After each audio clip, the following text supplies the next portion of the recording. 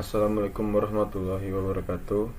Perkenalkan, nama saya Gazi Al-Ghifari dengan NPM G1A023053. Pada kesempatan kali ini saya akan melaksanakan ujian akhir semester Bahasa Indonesia, yang dimana disuruh menyampaikan ulang materi yang telah diajarkan oleh selaku dosen Pak Nurmanza.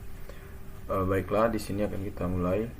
Materi saya bagi menjadi 8. Yang pertama adalah hakikat dan perkembangan bahasa Indonesia. Yang kedua, sikap berbahasa Indonesia. Yang ketiga, teks dalam kehidupan akademik. Yang keempat, menjelajahi dunia pustaka. Yang kelima, teori presentasi ilmiah. Yang keenam, mendesain proposal kegiatan. Yang ketujuh, melaporkan dan mempresentasikan hasil kegiatan. Dan terakhir, yang kedelapan, menulis dan mempresentasikan artikel ilmiah dari hasil laporan penelitian. Kemudian untuk materi yang ke-6 ke-7 akan saya gabung, dikarenakan materi ke-6 ke-7 waktu itu diberi tugas untuk membuat sebuah proposal BMW. Jadi materinya akan saya gabung. Kemudian untuk materi pertama, hakikat dan perkembangan bahasa Indonesia. Perlu diketahui, bahasa Indonesia merupakan bahasa resmi dan bahasa nasional Republik Indonesia. Pengembangan dan pemeliharaan bahasa Indonesia memiliki peran penting dalam memperkokoh identitas bangsa serta memperluas ruang lingkup komunikasi di antara warga negara Indonesia yang berasal dari berbagai suku, etnis, dan budaya. Kemudian, pengembangan bahasa Indonesia dilakukan melalui beberapa upaya seperti pembinaan dan penyempurnaan struktur bahasa, pengayaan kosakata, dan pengembangan ragam bahasa. Pembinaan dan penyempurnaan struktur bahasa mencakup penelitian dan standarisasi tata bahasa Indonesia yang benar dan sesuai dengan perkembangan zaman. Pengayaan kosakata dilakukan dengan penyerapan kata-kata baru yang muncul dari perkembangan ilmu pengetahuan, teknologi, dan budaya. Pengembangan ragam bahasa mencakup penggunaan bahasa Indonesia dalam berbagai situasi dan keperluan, seperti bahasa ilmiah, bahasa formal, bahasa populer, dan sebagainya. Selain itu, pengembangan bahasa Indonesia juga mencakup promosi dan pemeliharaan penggunaan bahasa Indonesia di berbagai lapisan masyarakat serta dalam berbagai media komunikasi. Kemudian untuk materi kedua, yaitu sikap berbahasa Indonesia. Di sini sikap berbahasa Indonesia saya bagi menjadi 5. Yang pertama adalah sikap bahasa. Sikap bahasa adalah bagaimana seseorang merasa terhadap bahasa, entah itu bahasa mereka sendiri atau bahasa orang lain, yang bisa berupa perasaan bangga, mengejek, menolak, atau menerima bahasa tertentu. Kemudian faktor yang mempengaruhi sifat bahasa ada 3, yaitu kesetiaan bahasa, kebanggaan bahasa, kesadaran akan norma bahasa. Kemudian yang ketiga, komponen sikap bahasa. Yang pertama adalah kognitif. Kognitif adalah pengetahuan tentang dunia sekitar dan gagasan. Kemudian afektif, penilaian baik atau buruk terhadap sesuatu. Dan terakhir adalah konatif, perilaku atau tindakan sebagai hasil dari sikap. Kemudian yang keempat adalah sikap kebahasaan dan non-kebahasaan. Mencakup sikap terhadap aturan bahasa dan sikap terhadap hal-hal di luar bahasa seperti politik, sosial, estetika, dan agama. Kemudian yang terakhir adalah sikap terhadap bahasa Indonesia. Sikap positif. Orang menggunakan bahasa dengan hati-hati, senang mempelajari hal-hal tentang bahasa, dan mengoreksi kesalahan penggunaan bahasa. Kemudian yang bertolak belakang adalah sikap negatif. Orang bangga menggunakan bahasa asing, meremehkan bahasa Indonesia, dan enggan mempelajarinya. Kemudian untuk materi ketiga adalah teks dalam kehidupan akademik. Ada 3, yaitu prosa, puisi, dan drama. Yang pertama adalah prosa. Di sini prosa memiliki contoh sebagai berikut: novel, cerpen dongeng, legenda, fabel, dan mitos. Kemudian untuk puisi terdapat puisi lama dan puisi baru. Kemudian untuk drama terdapat tragedi, komedi, opera, melodrama, dan farse. Selanjutnya adalah menjelajahi dunia pustaka. Yang perlu kita ketahui adalah apa artinya daftar pustaka. Di sini, daftar pustaka atau yang sering kita sebut sebagai referensi adalah daftar berisi informasi mengenai judul buku, nama pengarang, penerbit, dan sebagainya. Daftar pustaka merupakan komponen tak terpisahkan dalam sebuah karya ilmiah, sekaligus menjadi bukti kredibilitas dari tulisan tersebut. Kemudian, apa saja fungsi-fungsi dari daftar pustaka tersebut? Yang pertama adalah untuk memperkuat argumen. Kemudian, menghindari plagiasi, menghormati penulis yang karyanya dijadikan acuan dalam penulisan karya ilmiah, mempermudah proses peninjauan ulang sumber-sumber rujukan saat diperlukan koreksi pada konten tulisan, dan terakhir, memberikan bantuan kepada pembaca untuk lebih memahami sumber-sumber yang dikutip dalam karya ilmiah. Di sini dapat kita lihat ini merupakan contoh-contoh tata cara menulis daftar pustaka. Selanjutnya, teori presentasi ilmiah. Presentasi ilmiah adalah keterampilan berbicara atau komunikasi secara lisan di depan umum untuk menyampaikan gagasan atau pendapat dari hasil temuan penelitian, pemikiran kritis, atau informasi dalam dunia akademik dan pendidikan untuk mengubah perilaku individu lain. Terdapat 3 komponen dasar dari sebuah komunikasi, yakni memberi pesan atau komunikator, media yang digunakan, dan penerima pesan atau audiens.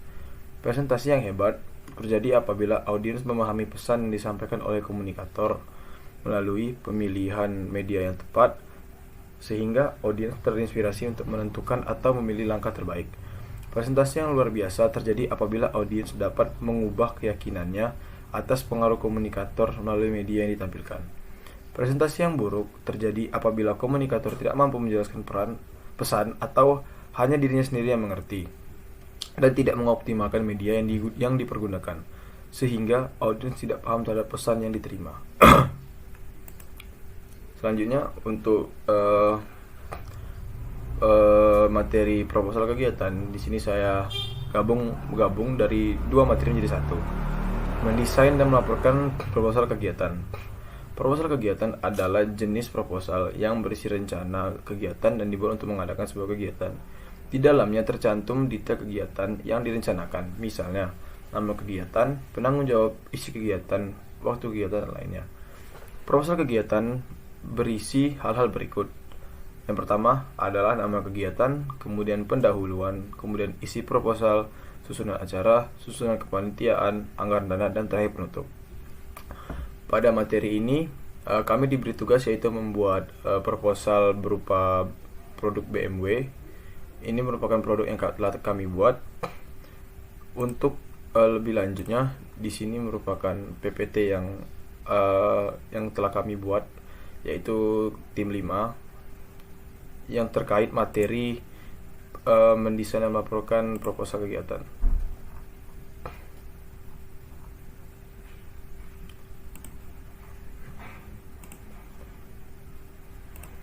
Kemudian kita lanjut ke artikel ilmiah. Di sini artikel ilmiah saya bagi menjadi 4. Yang pertama ada metode, kuantitatif, isi, dan kualitatif. Untuk metode, yang pertama ada rasional, yaitu masuk akal sehingga dapat dijangkau oleh penalaran manusia. Kemudian empiris, yaitu dapat diamati oleh indera manusia. Kemudian sistematis, langkah-langkahnya yang logis.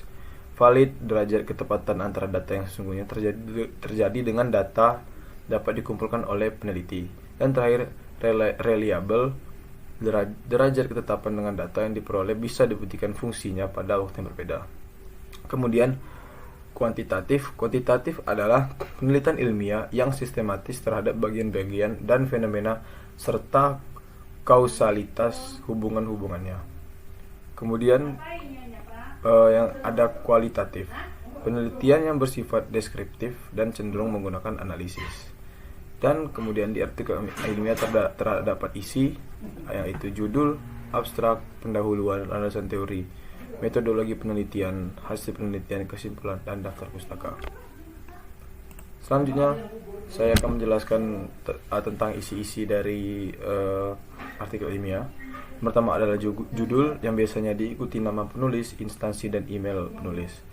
Kemudian abstrak ada berisi masalah atau potensi penelitian, tujuan penelitian, metode penelitian, teknik pengumpulan data, teknik analisis data, dan hasil penelitian, serta diikuti kata kunci maksimal 250 kata dan spasi 1. Kemudian pendahuluan berisi latar belakang masalah penelitian, rumusan masalah, tujuan penelitian, dan manfaat penelitian, ditulis menyatu dan tidak dalam subbab. Kemudian ada landasan teori, berisi teori yang benar-benar digunakan dalam penelitian sesuai dengan rumusan masalah yang diangkat. Kemudian metodologi penelitian. Metodologi penelitian adalah metode penelitian data dan sumber data untuk penelitian kualitatif atau populasi dan sampel untuk penelitian jenis kuantitatif. Waktu dan tempat penelitian, teknik pengumpulan data, teknik analisis data, dan validitas data, atau kesemuanya ditulis dalam bentuk paragraf, bukan dalam beberapa subbab. Kemudian ada hasil penelitian. Diawali dengan penjelasan hasil penelitian, kemudian dilanjutkan dengan pembahasan yang berisi perbandingan atau persamaan hasil penelitian dengan teori dan penelitian relevan disertai data penelitian. Hasil penelitian biasanya minimal 6 halaman. Kemudian kesimpulan. Diawali dengan penjelasan hasil penelitian, dilanjutkan dengan pembahasan yang berisi perbandingan atau persamaan hasil penelitian dengan teori dan penelitian relevan disertai data penelitian minimal 6 halaman. Dan terakhir ada daftar pustaka. Diawali dengan penjelasan hasil penelitian, kemudian dilanjutkan dengan pembahasan yang berisi perbandingan atau persamaan hasil penelitian dengan teori dan penelitian relevan disertai data penelitian. Baiklah, terima kasih atas perhatiannya. Lebih kurang saya mohon maaf. Kepada Allah saya mohon ampun. Wabillahi taufiq wal hidayah. Wassalamualaikum warahmatullahi wabarakatuh.